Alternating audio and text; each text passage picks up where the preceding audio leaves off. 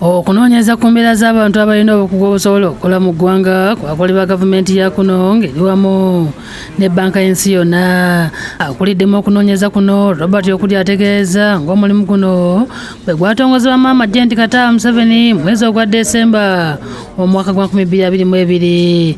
Basinkana abantu ab'enjawulo bekikwatako ku beebuuzaako ng'olwaleero badde balina okumwanjulira alipoota gye bakoze. Ategeeza nti alipoota eno yeesigama ku mbeera y'abantu ebasobozesa okukola mu ggwanga ebyenjigiriza, ebyobulamu n'ebyendya, amazzi n'obutonde, okukuuma bannansi, emirimu n'ebirala. Being one, a comprehensive analysis of the state of human capital in Uganda, and secondly, to propose strategic actions to accelerate progress towards the country's ambitious development goals. Mu byenjigiriza agamba waliwo okula mu mpeereza omuli buli omu okwanguyirirwa okusoma, okutandikawo kw'enkola ey'okusomesa abalina obulemu wamu n'abatabulina n'ebirala.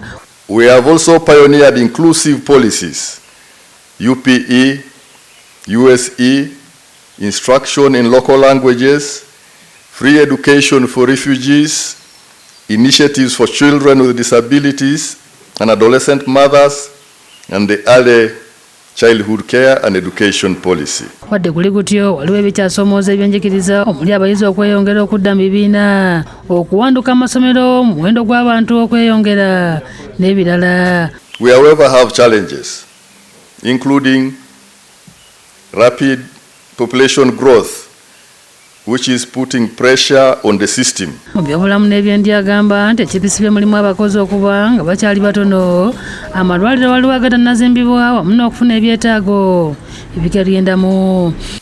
Inadequate readiness of health facilities to deliver services, currently standing at 59%, and increased pressure for more and better quality services by the growing population.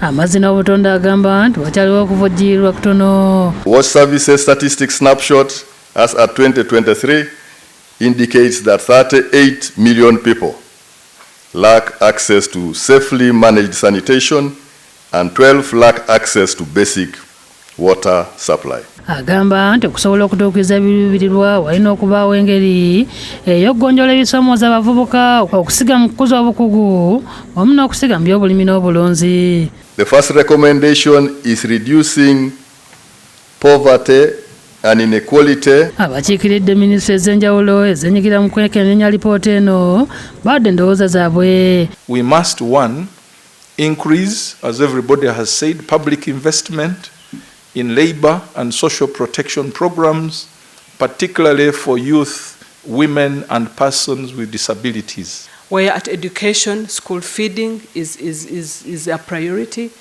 and on our side, disease prevention, immunization, so that we get a comprehensive child growing up. We are working closely with industry players to co-design curricula, provide internships, and establish labor market linkages that produce work-ready graduates. Minisita Museveni asimye okunoonyereza kuno okwakoleddwa.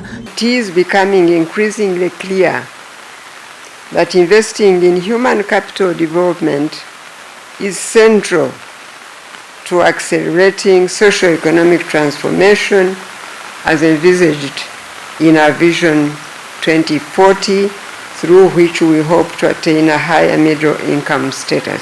Agamba nti alina okukkiriza nti abantu abalina obukugu okukola bajja kweyongera tunatuukira mwaka ogwa 2030. Let us have this hope in us that if we can take what is available and concentrate on a few things and do them right and do them well, we shall have achieved much more than can be seen and appreciated by everybody. Agamba tasobola kwerabira abasobozesezza etteeka lya TVET 2019 ne TVET 2025 akalungamya gavumenti wamu n'ababangula abayizi mu matendekero ag'obwannannyini okukolera ku mutindo. Our prayer as a government is that TVET reforms being introduced will address the skills development imbalances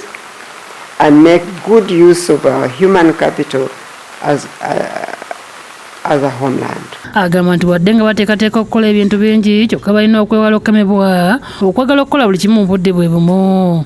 Ultimately, we should avoid setting ourselves up for achieving so little because of falling into the trap of spreading too thin the limited resources that we invest. Sharon Nabasirye yakusakidde eggulu eno ku lwa Bukedde TV.